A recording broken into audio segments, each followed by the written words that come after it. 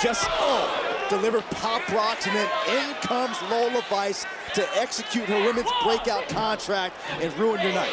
Well, she worked so hard, did Perez, for that one-on-one championship opportunity, as you mentioned, to have Lola Vice ruin it. But at the same time, Vice had every right to execute her championship contract when she saw fit.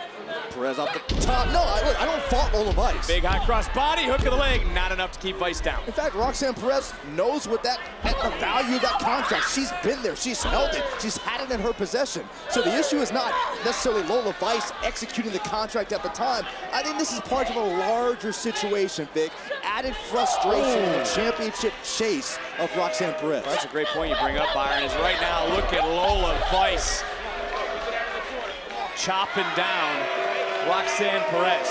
I'm thinking how ticked off Lola Vice has got to be. She missed out on her opportunity. She looks a little bit different without that breakout contract that, again, she executed this past Sunday. And, you know, that brings up a good point as Vice dragging out Roxanne Perez from the corner and another near fall. Lola Vice do now to rebound. Decleating uppercut from Perez, and the Prodigy right back in.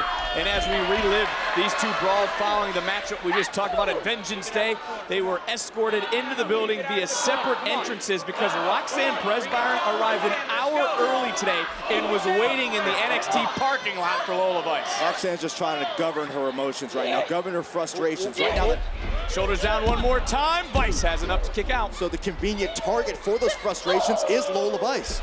You talk about these two women, you talk about the champion, you talk about all the other women in the division. This is a women's division that is wide open, heading into stand and deliver, but Perez standing no more.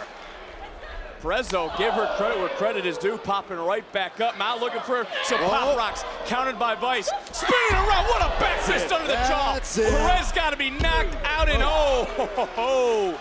just kicking out. And that shoulder just got up at Tatum Paxley in the Buenos Noches.